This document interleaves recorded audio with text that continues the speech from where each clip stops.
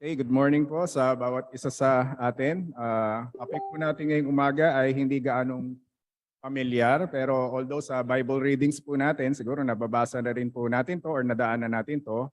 So ang pag-uusapan po natin ngayong umaga ay ang title po nito is The Obedience of the Rechabites dito po sa Jeremiah chapter 35 verses 1 to 19. Siguro mag-pray po muna tayo.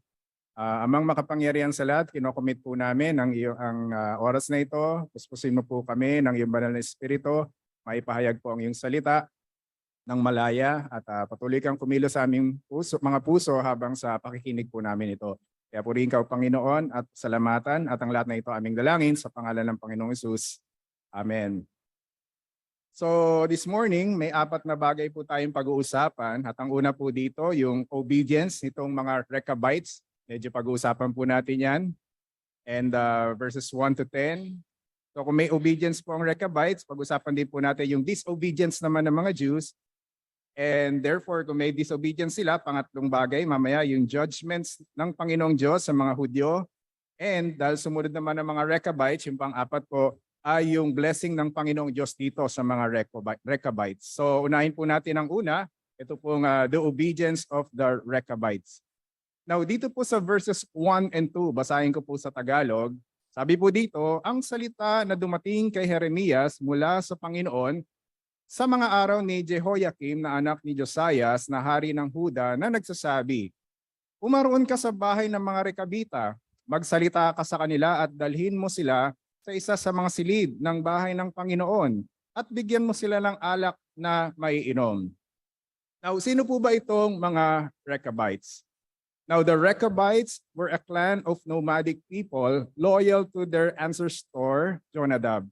So pag sinabi pong nomadic, or a nomad is someone who lives by traveling from place to place. Ito po yung mga taong hindi mapirme sa isang lugar. They are people moving from one place to another rather than living in one place at a time. Now, hindi ko po alam kung may gustong tumira sa inyo sa isang camper van, pero sa ibang bansa actually uso na to eh. Sa mahal ng bahay, sa mahal ng rent ng bahay, yung iba talaga bibili ng camper van. Yung iba pa nga kotse, may nagbablog na nakatira talaga siya literally sa isang kotse, hindi ko alam saan siya nagsi-CR, tapos papasok siya sa trabaho, uwi din siya sa kotse. Ganyan po ang kanilang ginagawa. And for example po itong mag-asawa, meron pong mag-asawa na si Kevin at saka si Tina noong 2016. Bumili po sila ng camper van tapos nag-travel po sila sa iba't ibang lugar. Parating na po sila sa France, sa Spain, Portugal, England, saka sa Wales. So ito po ang mga Rechabites. Wala po silang permanenteng tirahan, palipat-lipat lang po sila ng lugar. And kung titingnan po natin, mas titingnan po natin ang kanilang background. Galing po sila sa Kenites. Ito pong Kenites, ito po yung lahi ng biyenan ni Moises, si Jethro. So yan po ang kanilang lahi. And makikita po natin dito, binabanggit po sila na loyal sila sa kanilang ninuno na si Jonadab. Now, sino po itong si Jonadab? Sana may paliwanag ko po ng maayos. Kung natatandaan po natin, may isang Bible character na ang pangalan po niya ay Jehu. Now, time po ni Jehu, siya po ay commander ni King Ahab. Kilala niyo po ba si King Ahab? Si King Ahab po yung asawa ni Jezebel. Si Jezebel yung nag-lead sa mga Israelita na sumamba kay Baal. So nilid niya sa idolatry itong kanyang mga kababayan. And si King Ahab, ang description po ng Bible sa kanya, higit sa lahat ng nauna sa kanyang mga kasamaang ginawa niya sa paningin ni Yahweh, even sa mga naunang king sa kanya. Pero one time, kung natatandaan po natin sa Bible, inutusan ng Diyos si Prophet Elijah, sabi niya, buhusan mo ng langis si Jehu. Si Jehu po ang commander ni King Ahab. At ano po ang pinakatas niya? Ang pinakatas po niya ay i-wipe out ang buong angkan ni King Ahab. Kaya medyo konting background pa po, no? Makikita po natin sa 2 Kings, there was a time dumating po si Jehu sa Jezreel. Natatandaan po natin yung story na yan. Nakita po niya sa bintana si Jezebel. Tapos sabi niya, sino sa inyo riyan ang kakampi ko? Tapos may dumungaw na 2 eunuko. Sabi niya, ihulog niyo ang babaeng yan. So yung eunuko natakot kay Jehu, okay, hinulog nila si Jezebel. Ganyan po namatay si Jezebel. And then mababasa din po natin sa 2 Kings chapter 10. Nung pumunta po si Jehu sa Samaria, sinulatan po niya yung mga pinuno niyang Jezreel. Sabi niya sa mga pinuno, kung talagang kakampi kayo sa akin at handang sumunod sa mga utos ko, ugutan ninyo ng ulo ang mga anak ng inyong Panginoon at dalhin dito sa Jezreel. At makikita po natin talagang pinugutan ng ulo, ilan 70. Yung anak ni King Ahab, pinugutan po ng ulo, pinugutan sila ng mga pinuno doon sa Jezreel. Kaya may kinalaman din po si Jehu. Makikita po natin yung pinaka-background. And ang pinakahuli, dinidescribe ko lang po si Jehu, no? Panghuli sa 2 Kings chapter 10, ang ginawa po ni Jehu, pinatawag niya lahat ng prophet ni Baal. Sabi po dito, lahat ng propeta, lahat ng mga pari, tagasunod ni Baal. And nung nagkaroon po sila ng pagtitipon, di ba po sa Bible, meron siya nakahandang 80 soldiers, pinatay lahat ng prophet ni Baal. Kaya wala po silang itiniram. Now, ito po ang pinakatanong. Ikaw ba, gusto mo bang magkaroon ng ganitong klaseng kaibigan na talagang totally winipe out ang clan ni King Ahab? Probably, matatakot ka sa kanya, hindi ka nadidikit sa kanya. Pero saan po dito papasok si Jonadab? Kasi si Jonadab yung lahi ng Rekabita. Nais ko pong tingnan natin sa dinami-dami ng makakasama ni Jehu. Makikita po natin dito, bago po niya ipapatay ang mga propeta ni Baal according sa 2 Kings chapter 10 verse 15. Sa dinami-dami na pwedeng isama, alam niyo po ba na ang kanyang sinama ay si Jonadab? Makikita po natin dito sa 2 Kings chapter 10 verse 15. Sabi po diyan, nang siya'y makaalis mula roon, nasalubong niya si Jonadab na anak ni Rekab na dumating upang salubungin siya. Kanyang binati siya at sinabi sa kanya, ang iyong bang puso ay tapat, gaya ng aking puso sa iyong puso? At sumagot si Jonadab, oo. At sinabi ni Jehu, kung gayon, iabot mo sa akin ang iyong kamay. At inabot niya sa kanya ang kanyang kamay at isinama siya ni Jehu at isinakay sa kanyang karwahe. Kung i-illustrate natin ito sa modern time, parang wala po akong politika dito. Parang halimbawa si Duterte. He was known na parang pumapatay. Tapos biglang yayain ka ni Duterte, ikaw ba, lika sumama ka sa akin. Di ba parang kakabahan ka na, grabe ito, kinatatakutan tong taong ito. And yet niyaya niya ako sumakay. And makikita natin dito, kasama si Jonadab. Dito po papasok si Jonadab. Pinapaliwanag ko lang po ngayong umaga kasi si Jonadab, kasi sabi sinunod nila ang kanilang ninunong si Jonadab. Actually sa Bible, ito lang ang reference po ni Jonadab. Pero magkakaroon po tayo ng idea na sa dinami-dami na pwedeng isama ni Jehu, yung commander, ang sinama po niya ay si Jonadab. So, binaliwanag ko lang po yung background kung sino si Jonadab. Now, balik po tayo dun sa pinaka-main text po natin. So, pagdating po dito sa verse 2, ay inutusan ni Prophet Jeremiah, si Prophet Jeremiah. At sinabi po sa kanya, pumunta ka sa bahay ng mga Rekabita. Magsalita ka sa kanila at dalhin mo sila sa isa sa mga silid ng bahay ng Panginoon at bigyan mo sila ng alak na may inom. Pagdating po sa verse 4, dinala ko sila sa bahay ng Panginoon. Verse 5, aking inilagay sa harapan ng mga anak ng sambahayan ng mga Rekabita ang mga mangkok na puno ng alak. And take note, mangkok po ito, no? Hindi po ito pa shot-shot lang, talagang mangkok. At ang mga saro at sinabi ko sa kanila, uminom kayo ng alak. Now, tanong, kung ikaw ay kasama sa mga Rekabita, and then, nilatagan ka dyan ng alak, tatanggihan niyo po ba yung alok na uminom ka ng alak? Well, tatlong bagay. Una, sabi po dito, it wasn't wrong for the Jewish people to drink wine. So kung ikaw yun, that time, teka, oo nga, no, yung mga Hudyo nga, umiinom ng alak, so nilatagan ako ng alak, ano naman masama na hindi ako uminom ng alak? By the way, liliwanagin ko po ang wine during the Old Testament time, it is a symbol of gladness, no? Kaya nga, even nung time ni Jesus Christ, ng Panginoon, 7 days ang kasalan, kaya naubos nga yung alak kasi 7 days yun. Pero itong wine, hindi yung mga matatapang na alak ngayon ng mga emperador, hindi po mga ganyan yan. Wine po ito na grape juice talaga na pag madami ka nang nainom ay malalasing ka. Pero it is a symbol of gladness, no? Kaya hindi po talaga masama uminom ng alak. Basta yung wine, ayokong gamitin yung word na Tagalog na alak, yung wine. It's good for the heart, pero wag lang o-over talaga. Second, makikita po natin, mismong si Propeta Jeremiah na po ang nag-alok sa kanya ng alak. Di ba? Inalok, part ka ng Rechabites. Tapos si Prophet Jeremiah na mismo nag-alok sa iyo ng alak. Uminom ka ng alak.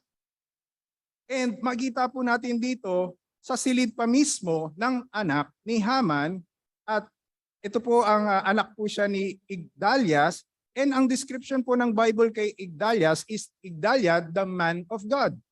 Diba si Samuel tinawag na the man of God, si Prophet Elijah, si Prophet Elisha tinawag na the man of God. So ano pang hahanapin mo, nandito kayo sa silid ng mga apo ng the man of God. So talagang very convincing, talagang inom ako nito kasi may go signal na si Prophet Jeremiah na ngayon nag-aalok sa amin. And pangatlo, kumbaga nga po, sabi nga dito, mismong pastor na yung nagsabi, uminom ka ng alak. So tatanggi ka ba na uminom ng alak? So talagang most probably hindi ka natatanggilan na dahil legal naman, iisipin mong legal naman. And sasabihin niya siguro, nasa templo kami, sagot kami ni Propeta Jeremias, nandito yung mga man of God, so okay, pwede kami uminom ng alak. Now the third reason, ito, the command was given almost 300 years ago. Nung nagbilin si Jonadab, huwag kayong iinom ng alak, actually 300 years na po ang lumipas since the command was given. Kaya pwede nilang ikatwiran talaga. Obsolete na yun wala na yun. Ang tagal-tagal na nun sa atin. Ba't pa natin susundin yung pinaka-command na yan? Pero tingnan po natin yung sagot ng mga Rechabites sa verse 6. Sabi po dito, ngunit kanilang sinabi, hindi kami iinom ng alak, sapagkat si Jonadab na anak ni Rechab na aming ama ay nag-utos sa amin, huwag kayong iinom ng alak maging kayo o ang inyong mga anak man magpakailanman. So grabe no, pag inanalyze mo natin ito, as in itinalaga na po nila ang kanilang sarili na kahit kailan hindi po sila iinom ng alak. Hanggang sa kamatayan nila, talagang na nila, hindi kami iinom ng alak. At ang ibig sabihin po nito, na mamamatay sila na hindi man lang nakatikim ng wine. So kung kayo po yan, gusto nyo po ba yon for the rest of your life? Hindi kayo man lang titikim, hindi kayo nakatikim ng wine. Now, makikita po natin, ito alak yung pinag-usapan. Pero hindi lang po alak kasi makikita po natin sa verse 7. Sabi po ni Jonadab sa kanila, huwag kayong magtatayo ng bahay, huwag kayong mag-aasit ng binhi, ni magtatanim o magkaroon ng ubasan. Kung kayo'y titira sa mga tolda sa lahat ng araw ninyo, kayo'y titira upang kayo ay mamuhay ng maraming araw sa lupain ng inyong tinitirhan. Now, sometimes pagka nagre-relax po ako sa YouTube, minsan may lalabas na yung mga bahay-bahay, ganyan-ganyan. Tapos minsan may biglang lumabas. Tapos sabi, may isang bahay na binebenta sa Ayala Alabang. Tapos yung pinaka-price niya, 242 million. Sabi, grabe naman itong bahay na to. Sino naman bibili nitong... May mga bahay pa lang ganyan dito sa Pilipinas na ang price, 242 million. Pero, ganyan siya kamahal, pero din namang lalabas na yung mga kubo, ginastos daw, kaso sa Misamis Oriental Occidental, ginasta lang nung mag-asawa sa pagpapatayo nitong cute na kubo nito ay 150,000. Pero ito pong mga Rechabites, hindi po kaya pumasok sa kanilang isipan, teka lang, hindi na nga kami pwedeng uminom ng alak, hindi pa kami pwedeng magkaroon ng sarili naming bahay. Wala ba kaming karapatan magkaroon ng sarili naming bahay? Wala ba kaming karapatan na magkaroon ng sarili naming lupain at taniman ang mga ito? Sabi po nila sa verse 8, 9, and 10, we have obeyed the voice of Jonadab, the son of Rechab, our father, in all that he commanded us, to drink no wine all our days, ourselves, our wives, our sons, and our daughters, and not to build houses to dwell in. We have no vineyard or field or seed, but we have lived in the tents and have obeyed and done all that Jonadab our father commanded us. Grabe po ito, no? Talagang faithful po sila sa pagsunod, sa tagubi at sa tinagubilin sa kanila ng kanilang amang si Jonadab kahit 300 years na po ang lumipas. And notice, hindi naman po sila pinilit ni Jonadab, walang binabanggit sa Bible, hindi din naman sila pinanumpa, sumumpa kayo, pagka na hindi kayo iinom ng alak, and wala din naman binitiwang curse si Jonadab na, sige, pag hindi kayo sumunod, yung mga susunod na henerasyon, patayin niyo yan, o di kaya mamalasin niyang mga yan. Kundi, usang loob po nila silang nagpailalim sa tagubiling ito sa kanilang ninunong si Jonadab. Now, tatlong bagay ang makikita po natin dito. And iniisip ko lang po, siguro naisip din ng mga Rechabites yung benefit nung tagubilin ng kanilang ninuno. Ano po yung benefit na yan? One is yung humility or yung self-denial. Sa totoo lang po, di ba, siguro naisip na, o nga no, kasi pag uminom ka ng alak, wala ka naman sa sanity, hindi, di ba? Totoo naman po, no? Pag nasobran talaga yung inom ng alak mo, wala ka sa right mind. Kaya siguro para sa kanila, o nga no, huwag na tayong uminom ng alak. Pero hindi ko naman sinasabing totally huwag kayo uminom ng wine na. Mamaya maglo-Lord Supper po tayo. Pero siguro yun lang yung nasa isip nila na, o nga no, sige, huwag na tayo talaga uminom. Kasi pag nasobran nga, pag nalalasing ang tao, wala siya sa tamang pag-iisip. Makikita po natin pangalawa yung humility. Makikita po natin dito, siguro naisip nila, o nga no, yung mga Israelite naman sila, Hudyo sila, bansa sila ng Diyos. So they have the right na magkaroon ng sarili-sarili lang houses. Pero tayo, ano lang naman tayo na kamag-anak lang naman tayo ni Jethro. So okay lang naman tayo sa mga told at tumira. And pangatlo, makikita po natin, siguro naisip nila to remind themselves that they are pilgrims in this world. Sa totoo lang po, they are prepared in times of trouble and calamity. Minsan naririnig po natin yung mga gera-gera, di ba? Naisip ko nga po what if lang naman po, biglang ginera ng China tayo. Tapos pinasabugan yung mga lahat, itong NCR. So di ba, wala kang magagawa dyan kundi, di ba, umalis tatakas ka talaga, walang magiging value yung tirahan natin. Siguro naisip din na, nga no, and true enough, di ba nga po, nilusob ni Nebuchadnezzar yung Judah. Kaya parang no problem sila. Okay, tara, alis tayo. Nakatent lang naman tayo. Lipat tayo din dito sa Jerusalem. Kaya napunta po sila sa Jerusalem. Now, para po sa kanila, tama itong itinagubilin ng kanilang ninunong si Jonadab. Now, hindi ko po alam kung tayo ba, may naalala ba tayong tagubilin sa atin ng ating mga magulang, ng ating mga lolo at lola? Naaalala po ba natin yan? Sometimes po kasi kapag mas mataas daw po yung pinag-aralan ng anak sa magulang, akala ng anak mas matalino na siya sa kanyang magulang. Minsan po kasi kapag even mas yumaman yung anak sa magulang, akala ng anak mas magaling na siya sa kanyang mga magulang. Now, sabi po dito, let go of trying to be better than your parents. Because you will never be.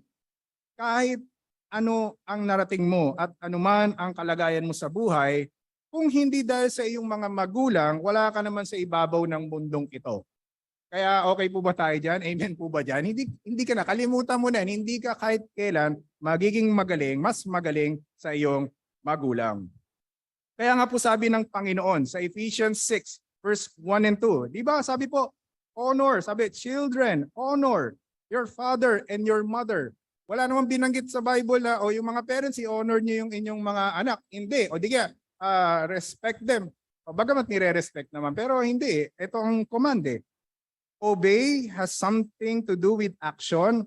Honor has something to do with attitude. Tama, no? Obey, susundin ka. Action, honor, attitude. Kaya kasi ngayon baliktad po yung parents na ngayon yung sumusunod sa anak. Now, yung Greek word po ng obey literally means to hear under, that is to listen with attentiveness and to respond positively to what is heard. And then yung Greek word ng honor, yung timao, to value highly, to hold in the highest regard and respect. Dapat ganyan ang attitude ng isang anak sa kanyang magulang. Regarding yung parents with highest regard tsaka respect. And so ganito po ang mga Rechabites. Nakita po natin yung kanilang obedience. Kung meron silang obedience, makikita po natin yung pangalawa. Yung disobedience naman po, in contrast, ito po, ng mga Jews sa verses 12 and 15. So sabi po dito sa verse 12, basahin ko po, at dumating ang salita ng Panginoon kay Jeremias na nagsasabi, ganito ang sabi ng Panginoon ng mga hukbo ng Diyos ng Israel, humayo ka at sabihin mo sa mga tao ng Huda at sa mga naninirahan sa Jerusalem, Hindi ba kayo tatanggap ng turo at makikinig sa aking mga salita? Sabi ng Panginoon. Ang utos na ibinigay ni Jonadab na anak ni Rekab sa kanyang mga anak ay na huwag uminom ng alak ay nasunod. At hindi sila uminom ng alak hanggang sa araw na ito sapagkat kanilang sinunod ang utos ng kanilang ama. Paulit-ulit akong nagsasalita sa inyo, ngunit hindi niyo ako pinakinggan. Aking sinugod sa inyo ang lahat kong lingkod na mga propeta na paulit-ulit na sinusugod sila na nagsasabi, ngayon ay humiwalay ang bawat isa sa kanyang masasamang lakad, baguhin ninyo ang inyong mga gawa at huwag kayong sumunod sa ibang Diyos upang maglingkod sa kanila, kung gayoy maninirahan kayo sa lupaing ibinigay ko sa inyo at sa inyong mga ninuno. Ngunit hindi kayo nakinig o sumunod man lang sa akin. Now, hindi ko po alam literally kung meron sa atin dito or may anak. Ginawa na to sa magulang. Yung talagang nagsasalita yung magulang, stop it, wag ka nang magsalita. So hindi ko alam ha. So, hindi ko alam sa mga, sana wala namang ganyan na anak na PBCC, wala. Or, wala naman po, wala. So, hindi ko din po alam kung may gumawa na rin ng ganito na anak sa kanyang magulang. Yung nagsasalita yung magulang, tapos talagang gumanon siya at ayoko na, stop it, ayoko nang makinig sa inyo. Well, sa totoo lang po, akala mo ang magulang mo ang makulit, pero ang totoo, ikaw ang makulit. Ikaw ang ayaw sumunod sa magulang mo, akala mo yung magulang mo ang makulit sa iyo. Now, ganun din po sa ating Panginoong Diyos. Akala po natin ang kulit ng Diyos sa atin, pero ang totoo, tayo ang makulit at ayaw makinig sa instruction mula sa Kanya at ayaw nating sumunod. Kaya nga po balikan ko lang po yung isang verse. Sabi, will you not receive instruction? Ayaw mo bang bigyan kita ng instruction? Kaya binabanggit po dito, na sabi din po ng Isaiah 53 verse 6. Sabi po diyan, all we like sheep have gone astray. Each has turned to his own way. Akala mo ang Diyos lumayo sa iyo? Hindi. Sa totoo lang po, ikaw ang lumayo sa Diyos. Actually, dapat magpasalamat pa nga po tayo kung makulit ang Panginoon sa pagbibigay ng instruction niya sa atin. Ibig pong kasing sabihin, concern siya sa atin, ayaw niya tayong mapahamak, kaya palaging siyang nagbibigay ng mensahe sa atin. Hindi po ba mas nakakatakot kung dumating yung time na hindi kinakikialaman ng Panginoon? So actually magpasalamat ka pa nga, lagi siyang nagsasalita sa'yo. Kasi pag hindi ka na niya kinakausap, di ba? Ibig sabihin nag-give up na eh. Di ba yung tao pag hindi ka na kinakausap, ay ayoko na, wala na tayong mapapala dyan. And so the message to the nation was clear. If the command of a mere man, Jonadab, was respected and obeyed by his family for over 2 centuries, why didn't the people of Israel and Judah obey the command of Almighty God, a command that the prophets had repeated over and over again? Now, tingnan po natin yung contrast nitong dalawa. The Rechabites obeyed a fallible leader. Tama, tao lang naman si Jonadab, pero sinunod. The people of Judah disobeyed the eternal God. Ang Diyos na nga nagutos, Diyos na yung nagutos, hindi naman tao, dinisobey pa nila. The Rechabites received their command only once from their leader and obeyed. Minsan lang nagutos pero sinunod. The people of Judah received their command from God again and still disobeyed. The Rechabites obeyed regarding earthly things. The people of Judah disobeyed in regard to eternal things. The Rechabites obeyed their leader's command over about 300 years. Kahit na 300 years na pong lumipas, tandang-tanda nitong mga lahi, ito ang inutos sa atin, ito susundin natin. Pero the people of Judah continually disobeyed their God. The Rechabites would be rewarded, the people of Judah would be judged. So, and hindi po tayo nagkamali or makikita po natin yung pangatlo, dahil may disobedience, merong dumating na hatol ang Panginoon. Now, sabi po dito sa verse 17, kaya't ganito ang sabi ng Panginoong Diyos ng mga hukbo ng Diyos ng Israel.